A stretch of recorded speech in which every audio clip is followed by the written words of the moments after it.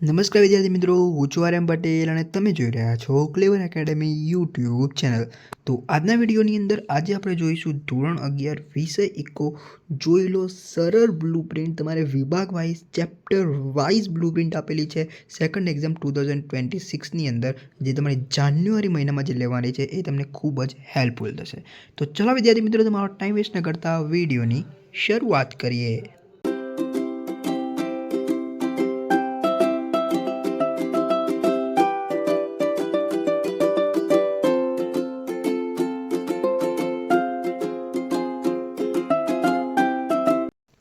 તો વિદ્યાર્થી મિત્રો, આ વિડીયોની અંદર આપણે ચર્ચા કરવાની છે વિભાગ વાઇઝ ચેપ્ટર વાઇઝ કયા વિભાગની અંદર કયા પ્રકરણ પૂછાશે, કેટલા પ્રકરણ પૂછાશે, એ જે વિભાગ જે છે કેટલા ગુણનો રહેશે, કેટલા પ્રશ્ન પૂછાશે, કેટલા પ્રશ્નમાંથી કેટલા પ્રશ્ન લખવાના રહેશે, તમામે તમામ બાબત આ વિડીયોની અંદર ચર્ચા કરવાના છીએ। એટલે વિડીયોને લાઇક કરી દેજો।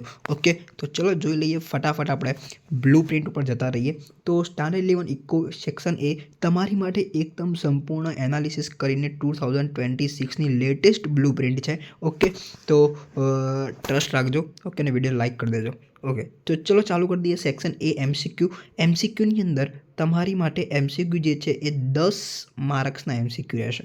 ઓકે, અને એમાંથી કયા કયા ચેપ્ટરમાંથી આવશે એ જોઈ લઈએ। તો ચેપ્ટર નંબર 1, 2, 3, 4, 5, 6, 7 અને 8મો જે છે, જે ફુંદરી કરેલું હોય એમાંથી 2 એમસીક્યુ આવે।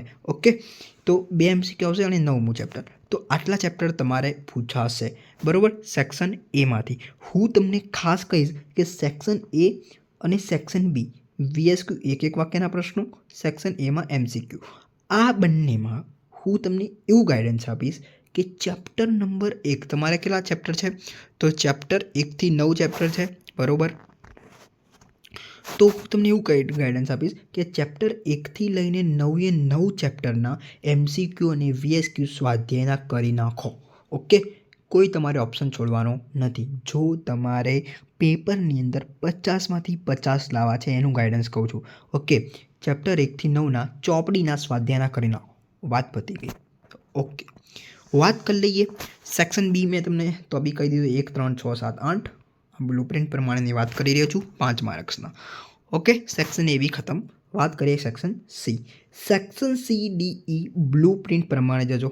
ઓકે, સેક્શન સી એક પ્રશ્ન 2 માર્ક્સનો રહેશે। ટોટલ 8 પ્રશ્ન પૂછાશે અને એમાંથી તમારે 5 પ્રશ્નો લખવાના છે। ટોટલ સેક્શન 10 માર્ક્સનો હશે। કેટલા? 10 માર્ક્સ। Okay, chapter 2, 3, 6, 7, 7, 8, 9। હવે વાત કરી દઉં તમને 3, 4, 5, 6, 7 અને 8। ઓકે, તો આમાં તો હું તમને વાત કરી દઉં,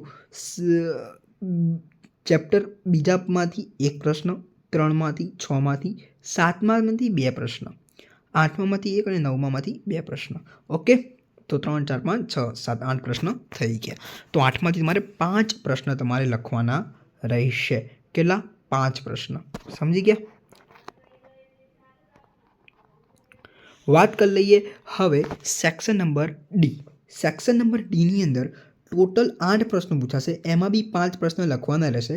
એક પ્રશ્ન 3 માર્ક્સનો રહેશે અને ટોટલ સેક્શન 15 માર્ક્સનું રહેશે। હવે વાત કરી દઈએ ચેપ્ટર 4, 5, 6, 7, 8 અને 9। ચેપ્ટર નંબર 6માંથી 2 પ્રશ્નો અને ચેપ્ટર 8માંથી 2 પ્રશ્નો પૂછાશે।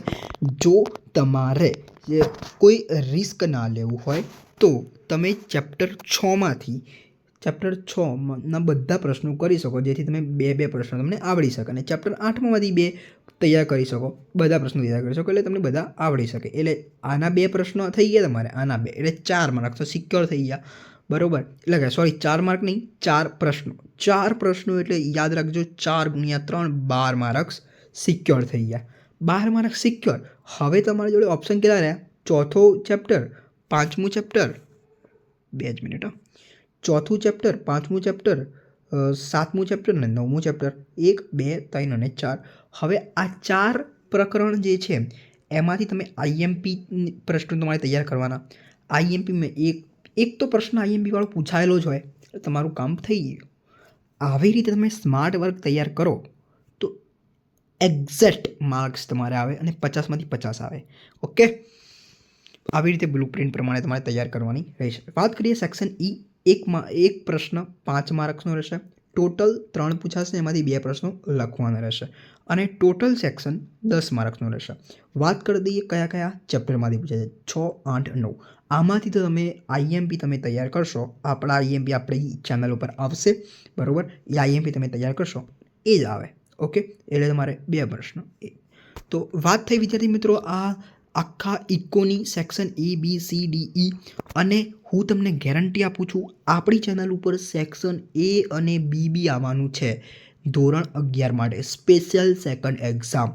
ઓકે, તો તૈયાર રહેજો. A બી આવશે, CDE ના આઈએમપી આવશે, એટલે તમારે ડરવાની જરૂર છે જ નહીં. ઓકે, તો વિડીયો સારો લાગતો હોય તો લાઈક કરજો, ચેનલની અંદર નવા ચેનલ સબસ્ક્રાઈબ કરજો, બેલ આઇકન જલ્દી પ્રેસ કરજો. મળીશું નેક્સ્ટ વિડીયોમાં. ત્યાં સુધી good bye, take care, all the best.